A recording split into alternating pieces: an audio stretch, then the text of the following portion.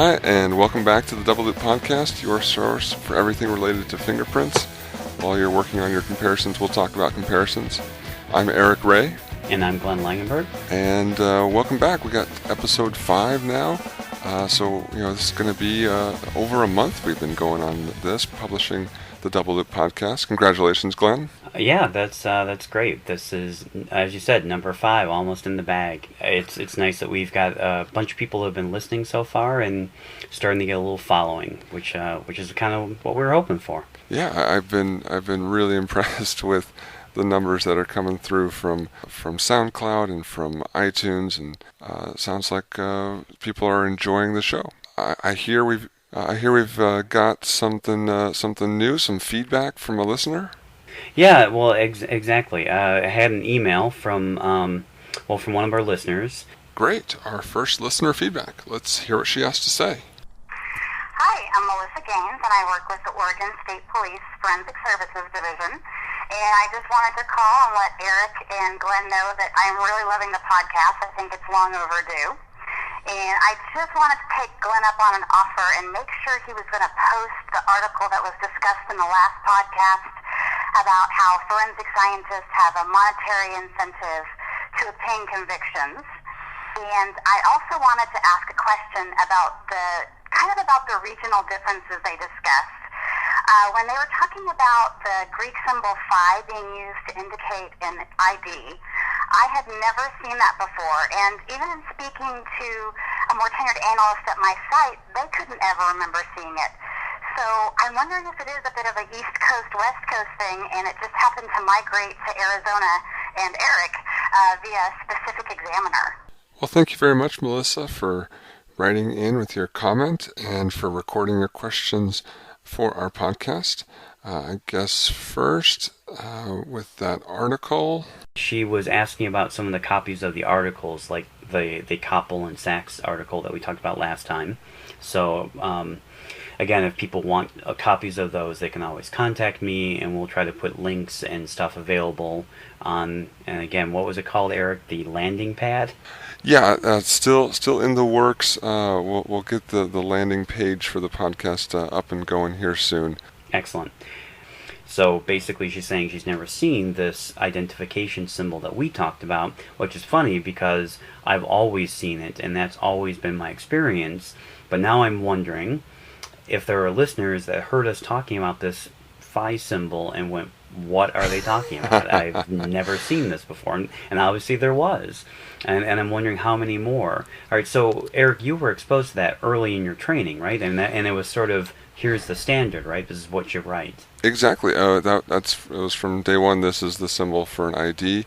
We would kind of write it a little bit like what she's describing, because when I have an ID, I'll write on the card, ID'd as number 1 right thumb of, Joe Blow, and then put that symbol, my initials, and the date at the end. So I guess I use an overabundance of abbreviations and symbols, putting the letters ID and then the symbol phi. Yeah, I wonder, when I've spoken to classes about it, none of my other students ever really spoken up before and said, "Hold time out, I've never seen this symbol." So maybe this is some sort of survey we should throw out to not only our listeners, but maybe go on www.clpex, where a number of examiners are, and maybe start a survey, because I guess this is a little surprising to me, but kind of cool that it maybe really is one of those regional things. That sounds like a great idea. We can get a survey, and you have the different categories: fee, the letters ID. I have no idea what you're talking about, and just kind of get an idea of how that breaks down through different jurisdictions around the country. Yeah, and also, where did it come from? If anybody knows where this came from, this tradition of using this symbol, I'd love to know. I mean, it has to go back at least 30-some years, but I have no idea who started using it and why. So we'll have to track that down. I think that's an interesting historical question. Yeah, absolutely. Maybe it'll be a part of our the IAI 100-year anniversary conference in 2015. Maybe by then we'll have nailed down the history of phi in latent prints. Yeah. Good idea. So anything new for you in the last week? Any new business? I don't know if you saw that the IAI put up photographs of the conference and some of the speakers and workshops going on. I don't know if you saw that on their Facebook page. I haven't yet. That'd be great. I'm just to see all the pictures of a great week in Providence. Yeah. No, So anything else on your end? We have 2 new trainees starting in Leighton Prince at Arizona DPS. So this will be interesting. I've been tasked with leading them into our discipline, and You're going to be their trainer. Yeah, I'm going to be their trainer, and they're both transfers. So one is coming from toxicology with quite a few years of experience, and the other one was a recent hire that's being moved over from a DNA unit. So Really? So you stole a toxicology person and a DNA person? That's hilarious. And so far, so good. So far, they are picking up on things really quickly, and I've got high hopes for them. So, Do you find, because of their background in toxicology and DNA, that they ask different questions than, say, a complete rookie, someone with no experience, or someone even from a more traditional pattern evidence background? Or do you really not see much of a difference at all? Yeah, our last transfer came over from Trace unit, and she had been in the lab for 15 plus years or so. So she came over with a lot of experience, even in to some extent some pattern evidence kinds of stuff, and seemed to pick it up pretty quick. We're only a couple weeks in, but so far, at just the level of here's some basic, fairly easy things. Here, find the points in this enlargement. They've been doing really well. Do you have a fairly standardized training program? I mean, a really detailed, here is history, and here are all the things you need to learn about the history. Here are, the elements of APHIS and what you need to know about APHIS. Here's or is it kind of more of a checklist? You just have to know these things and you go down the list. So what sort of training program have you guys developed? It's in flux. It's always seems like it's being adapted and adjusted. Is that shorthand over the for years. we used to have nothing and then we kind of built this up on the fly? No, we have a standard checklist, a list of things that needs to be learned, reference materials that have to be read. We have a standard series of comparison exercises that need to be completed. It is a pretty complete structure, but there is room for adjustment depending on the individual within the structure that we have. I see. Okay. Well, that's cool. Good for you guys. Yeah. Glad you got some trainees, some new blood. Yeah, exactly. We've lost quite a few between retirement and positions. People moving on to bigger and better things. So hopefully, in a year and a half from now, we'll be stronger than ever and ready to fight crime in Arizona. Well, along those lines, I have some news for you, Eric, and for the listeners. We haven't talked about this, so I'm going to drop a little bombshell on you. Okay. You ready? Hit me with it, Glenn. What do you got? All right. So here's the deal. As of the other day and starting next Wednesday, I am no longer in our latent print unit at the BCA. What? Okay. It's true. Nope. I am migrating and moving to a different section. I'm going to be the supervisor of the drug chemistry section at our laboratory. Wow. Drug chemistry. Wow. Congratulations. That's a promotion up to supervisor. Yes. But yes, moving over it's a promotion. Moving over to drug chemistry, so that's the controlled substances. Does that include toxicology as well? Exactly.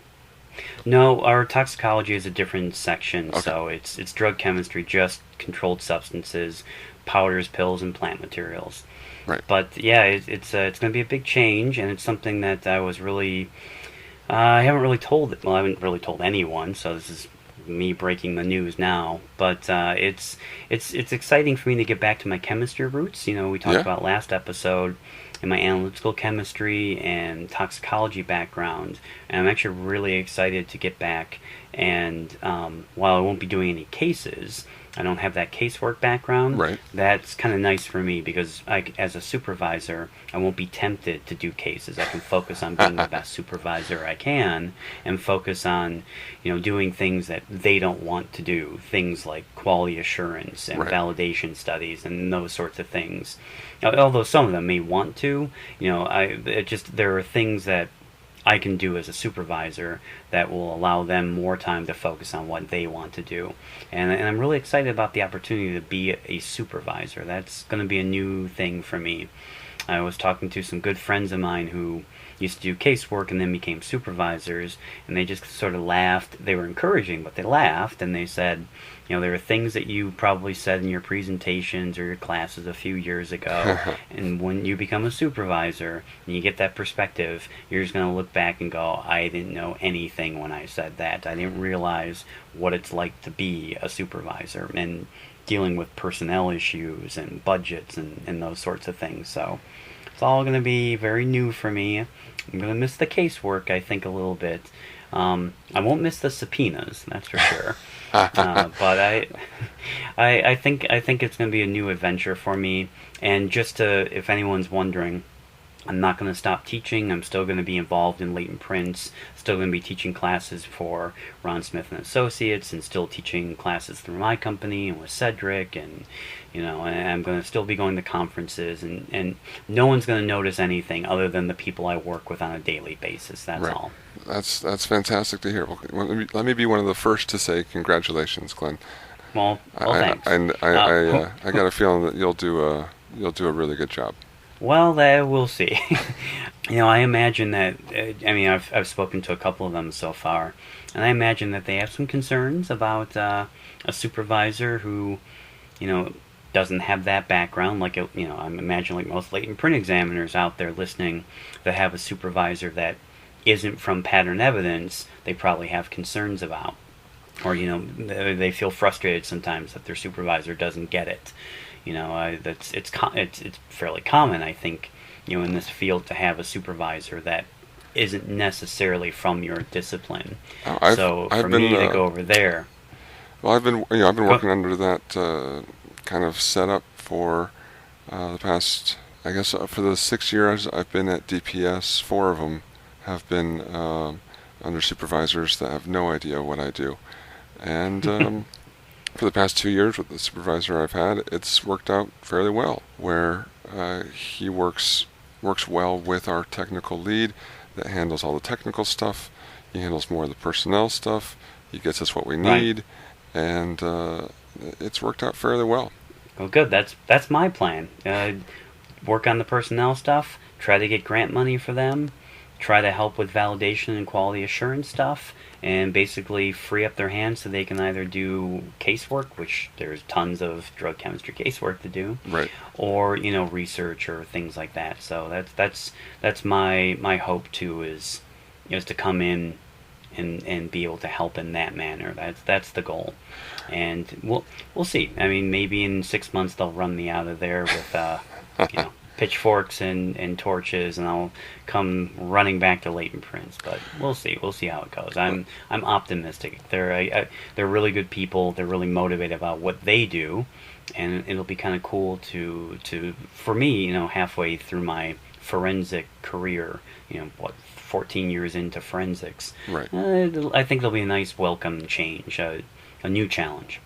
We had a latent print examiner that went up, became a supervisor in the DNA section, and yeah, I think I know who you're talking about. Yeah, he's a good guy. That's worked out really well so far too, especially in bringing this fresh perspective. And believe it or not, I think that latent print perspective provided DNA with a new look on how to do things. One conversation in particular had to do with these profiles that they might be able to make to exclude a suspect on, but it was just too degraded to make an identification on. And with that latent print background, he said, "Geez, latent prints has been doing this for years now. It's that's kind of just we're already used to that. So maybe there's not that kind of direct correlation so much with the drug chemistry, but I think there may be some new perspectives and improved working relationship, especially between your new unit and your old unit. Yeah, absolutely. I mean, I imagine anyone out there who does processing, knows that you get these drug bags in with drugs, and it can, at least in our agency, it slows the latent print unit down because you have to wait for the drug chemistry unit to sort the drugs, weigh the drugs, etc., before the packaging comes over to the latent print section. So ideally, one of my things, the cross-section things, would be to try to find a way to get the officers to separate the drugs from the packaging before submission, and that I think that really does really help the latent print unit. Just a whole other way of operating at DPS in Arizona. We'll usually, in most cases, get all the evidence for latent print first, separate out the drugs and process the containers, and then ship everything back over to the controlled substance or drug chemistry unit. Well, I didn't realize that you separate the drugs. There's never been a concern or anything about weighing drugs or having an environment that doesn't contaminate or cross contaminate, or never had any of those issues? No, just with clean work areas, laying out paper, all just the standard protocols for opening Sure. up these containers. And I mean, it depends on what the packaging is, if it's necessary to remove the drugs. But in some circumstances, we can still process the package without opening them all the way and getting all the way down to the drugs. So. Okay. Interesting. Well, should we take a break here then? Yeah, we'll take a break here and hear from our sponsors, so to speak, and then we'll be right back. Hey everybody, looking to use up some of your end of the year training dollars that you might have left over? Well, if you're interested, I am teaching advanced ACE-B applications for fingerprint examiners in 2 different locations. The first one is December 9th through December 13th, 2013 in Decatur, Georgia. And the other is January 13th through January 17th, 2014 in Thornton, Colorado, just outside of Denver. If you're interested in either of these classes, go to Ron Smith & Associates, and near their training page, you can register for these classes. Hope to see you there in either Georgia or Colorado, and come on and we'll have a good time. It's a good class. We talk about lots of advanced topics, and certainly ACE-V will be the focus. So hope to see you there.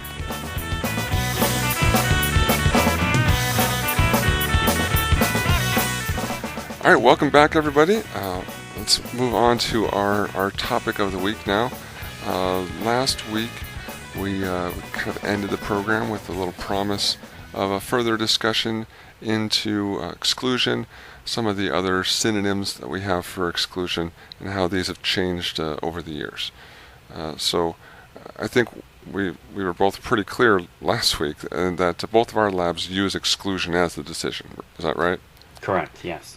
Per SWIGFAST, we try to use the SWIGFAST recommended term, the preferred term, exclusion.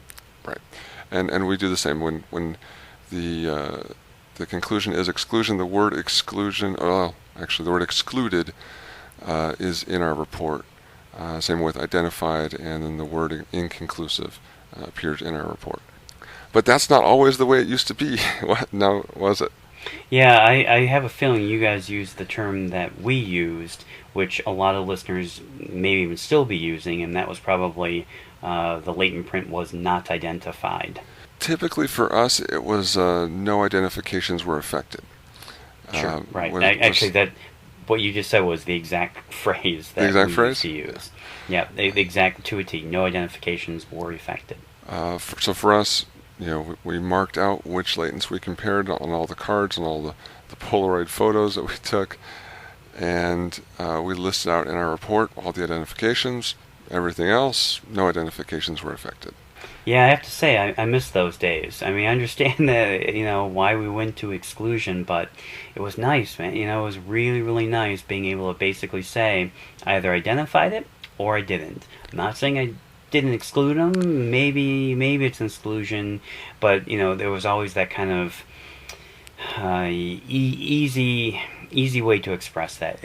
You either identify the latent print or you did not, and it didn't necessarily always equate to an exclusion. If you felt you needed better knowns, you could ask, and there was a sort of nuance that, well, I didn't identify it, but I'm not technically going out on a limb and saying it's definitely not his. I looked and I looked and I looked and I looked, and I didn't find anything. Right. I'm not technically saying it's not him. And I think that's something you're probably really aware of when you and Penny are teaching your courses, that there's been the shift to now having to commit to a full exclusion decision to definitively say this latent print was not made by this person's friction ridge skin. And that's a paradigm shift that happened almost overnight for a lot of agencies without really thinking about some of the consequences of what the type of decision making might mean. Right, and that's definitely true. Before we get there, though, let's back up a little bit to the 90s. Going back to looking at the SWIG-FAST definitions that were published back then. The 90s, yes. Or the 90s. Yes, when Vanilla Ice was popular. and I was in high school. No, the term published by SWIG-FAST was either identification, non-identification, or need better knowns were the three options given to examiners. And I think there may be some subtle difference between no identification affected and non-identification. Is that, do you feel the same way?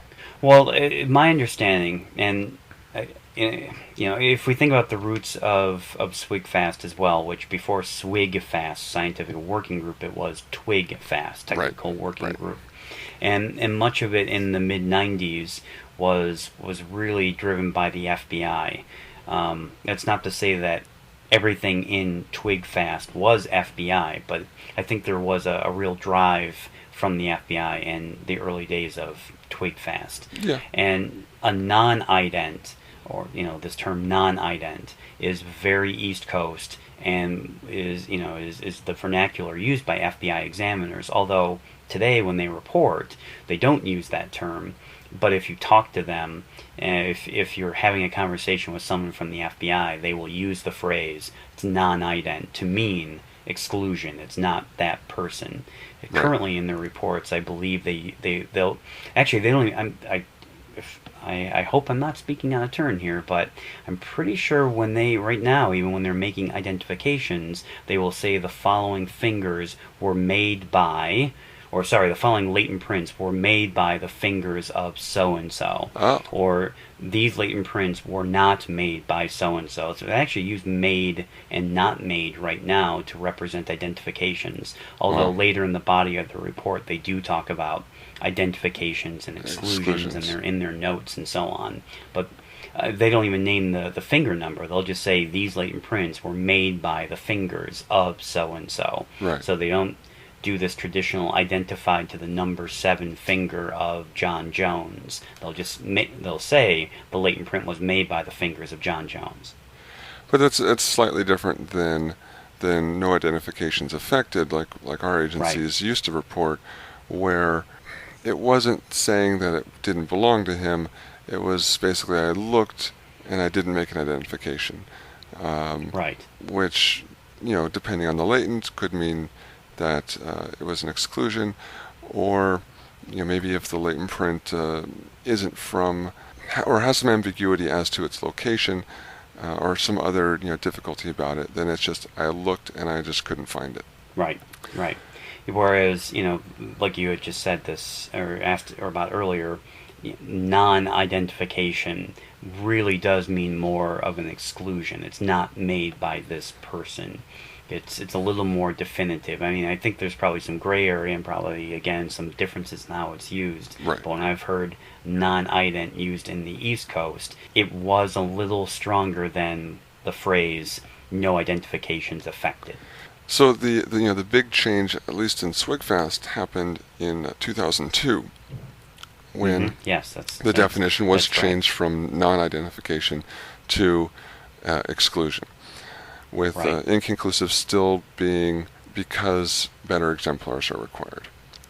One Yeah, and also at that time, if I recall, identification was essentially being then reported or asked to be reported through SWGFAST as individualization. Right. So they had introduced the term individualization and the term exclusion as the definitive terms. And Right. as you're saying, right, inconclusive was more to represent I need better knowns. But I think that's some of the FBI's influence here, that they're this type 1 agency, or sorry, approach 1 agency, Right. where right inconclusive only means I need better knowns, and the approach 2 agencies were just starting to kind of make themselves known and start discussing this other option for inconclusive, being that it's not the known, it's the latent print, which in an approach 1 agency, if you can't identify it, you can't exclude it, you don't need better knowns, well then it's no value. Right. When that change was made, though, I think there were two major things that weren't I don't think fully considered. The first is that now that you have exclusion as this other decision, then you have a new opportunity to make a new kind of error, the erroneous Yes. exclusion. And it's funny, the term erroneous exclusion, or just the concept of it, doesn't appear in SWGFAST documents until 2006. It was another 4 years before that term got in. Even after That's interesting. erroneous IDs were always defined as what exactly they were, but then the other type of error was a missed identification. Right. The concept of an erroneous exclusion comes in 4 years after the definition of exclusion was entered in. Right. And then the other kind of unintended consequence, or the other thing that wasn't fully considered, was this kind of now new decision that examiners would have to make, and not just the exclusion decision itself, but examiners have always had to decide between what's enough for an ID and then what's maybe not quite enough for an ID. And now introducing exclusion, examiners, I don't think even anyone was really fully aware at the time, but they would have to make this new determination, this new gray area between exclusion and inconclusive. And as a discipline, I think we jumped into this concept and this, like you said, this total shift in thinking, this paradigm shift, without fully providing examiners with the tools to make this new decision. Yeah, I think you just hit on something pretty important too, is that if in the old days with no identification affected, if you searched and you searched and you didn't find something, you would report. Sorry, when I said you didn't find something, I meant you didn't find an identification. Right. You would just report no identifications affected. But under an exclusion paradigm, if you search and you search and you search and you don't find something, that doesn't necessarily mean that you've reached the level of an exclusion, that you've satisfied yourself that you can exclude the person. Having searched and searched and searched, you still have to ask yourself, do I have all the knowns that I would need? Have I looked in all the areas of the knowns? Have I considered all orientations? And there's a little bit more behind that thought process. And then again, you have to ask yourself, if I'm wrong, is it worth the penalty here of reporting an exclusion if I'm found to be wrong later? That it's such a different way of thinking about it when there is now a different penalty associated with erroneous exclusion versus you missed this potential for an identification. Exactly. So I think it's, at least for my agency, we stayed operating under the no identifications affected mindset up until AskCloud Lab basically forced us off of it in about Yeah, we should probably explain that too, because there might be some listeners who are using no identification affected right now, and they might be wondering, why did people stop using it? And there is a really good reason why many agencies had to drop that and go towards SWGFAST exclusion terminology. Exactly. For us, it was that for our accreditation under AskCloud Lab, they viewed no identifications affected as an ambiguous conclusion, where it could mean exclusion or it could mean inconclusive, and since there was some ambiguity there, it needed to be more specific in the notes and in the report. So we jumped in and we tried to argue our point, the value that this previous paradigm had, much like what Bill Shade was talking about back in our first episode.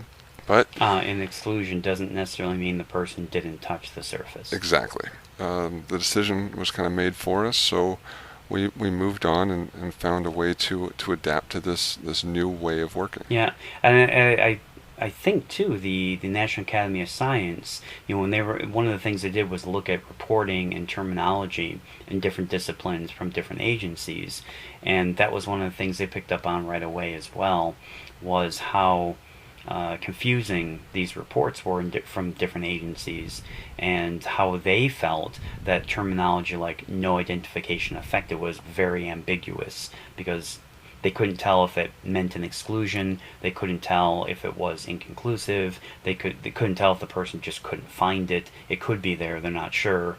So I mean, because of the ambiguity, just like ASCLD Lab had a problem with, they said the same thing in their report for that terminology. So yeah, that now our new term. We kind of went around at the beginning with maybe different options, much like what you said about the FBI, the not made by, but eventually decided, you know what, we've got these three terms provided to us by SWGFAST, let's use these three words in our reports. Well, that's good to hear, because I think sometimes that frustrates us a little bit, that on SWGFAST we spend all this time working on definitions, coming up with what we think, quote unquote, will be the perfect term or the correct term or the term that people will accept, and then we spend all this time on these documents, and then they go out, and then no one follows them, or I shouldn't say no one, or they're not as readily accepted as you would hope, or adopted in the way that you expected these agencies to adopt them. So it's nice to hear that when you were looking for something to go towards, you found the SWGFAST documents helpful and you adopted them. It's nice to hear. At least for that's kind of what we took. There are other parts that other documents, other things coming out of SWGFAST that we have adopted to a greater or lesser degree, but at least for using those terms, we decided to go with the ID, exclusion, inconclusive. And now all the other terms that you had talked about in our last episode, the no make, elimination was a little bit different, and we talked about that last week. But have you seen any of these other terms having a slightly different definition, or do they all fall into either what we've talked about already as exclusion, non-ID, all the different variations of that, or the no ID affected, and what that means? Right. For example, the term no make, M-A-K-E, make.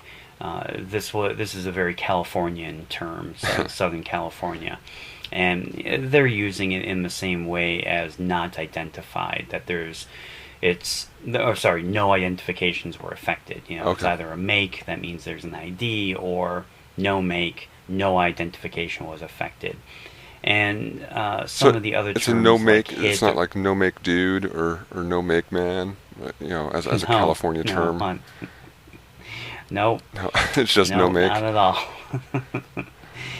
all. No.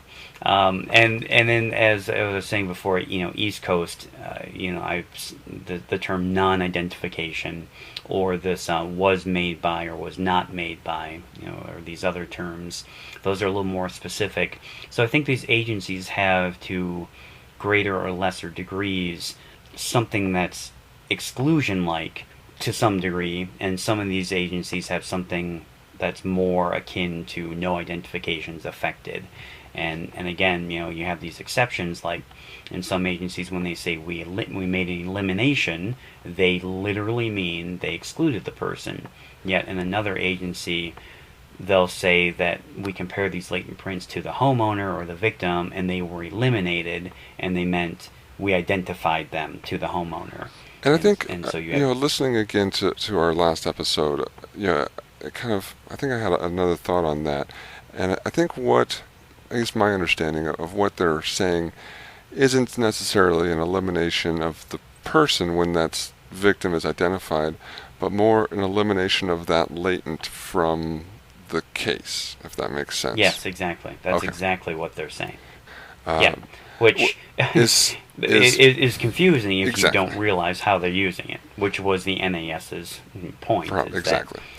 And it makes sense. If you can't read the report and understand what the person's saying, and Right. you're an expert, well, that's the problem. Absolutely. And it's unfortunate that they're just using a term that already exists as kind of a term that means something to add even more ambiguity into the whole situation. All right. Well, I think we kind of covered exclusion, no ID, everything like that. I guess one last little thing is for verification. In Arizona, from that first day when we began using the exclusion term as a regular part of our casework, we had those conclusions verified. But I understand that hasn't been the norm as agencies are moving to the exclusion decision. What about over at BCA? Well, we've had our ups and downs on this, and maybe next episode we'll get into a little bit more. So the short answer is right now we do verify all exclusion decisions, but all identification decisions. Right. Currently, we're not actually verifying inconclusive decisions. We used to, and I think maybe in another episode I can talk about why we made this decision. It was pretty interesting. We used to, and then we did some I shouldn't say research. We did some survey. We did some statistics. We looked at our cases and our workflow, and then we've now decided, and that's where we are at this moment, is that we verify all of our identifications and all of our exclusions before reporting them out, but not inconclusive. We were originally not only verifying the IDs and the exclusions, and then we decided to move on and include all the inconclusive decisions as well. It hasn't really affected us a whole lot because we've been very specific about where to draw that line between exclusion and inconclusive, which I think makes it a little easier, to recognize when a latent is inconclusive, why it is. But I think one of the main factors behind all this was, when we go in, we testify in court that we follow this method called ACE-V, analysis, comparison, evaluation, and verification. It's not, ACE-V except for inconclusive, where it's just ACE. Right. The V is a part of that process, no matter the conclusion. And so that's kind of our thought process behind why we decided to keep going with the inconclusive. But again, like you were saying, I understand that some labs have seen a big slowdown in their productivity when they add that in. But I think just from the other steps that we took, we were able to avoid some of that. Yeah, cool. Food for thought for next episode. Yeah, sounds great. Well, if you have any other questions, listen or mail, please forward them on to us. I think, Glenn, you have an email address for that, Glenn at eliteforensicservices.com. Yeah, and that's Glenn with 2 N's, so GLENN at eliteforensicservices.com. Yeah, go ahead, email me comments, questions. We can read them off on the air if you want. If you don't want to be identified, please let us know. But yeah, we'd like to hear from you guys, and hopefully someday we'll even be able to get callers and call-ins and that kind of thing. Yes, we're Although, working. I don't know, Eric, maybe next week I'll want to talk about drug chemistry. We'll change it over. We'd have to rename the show. What could it be? We'll come up with some drug pun instead of Double Coke podcast. Yes, That'd be great. Well, we're trying to improve our technology, get some more guests on the show, and we'd appreciate any suggestions on topics or people that you'd like to hear from. We want this to be at least as interactive as possible with the community out there that enjoys listening to us talk for 30, 45 minutes every week. So again, thanks for joining us. We will see you next week. As always, look for us every Tuesday on iTunes, on Stitcher, and on SoundCloud. And I guess we will see you next week. Thanks, everybody. All right. Yep. Bye, guys. Have a good week. Bye. Hey, everybody. Be sure to check out EliteForensicServices.com for upcoming training courses. We have great workshops and courses such as Advanced ASP Applications and Reducing Erroneous Exclusions.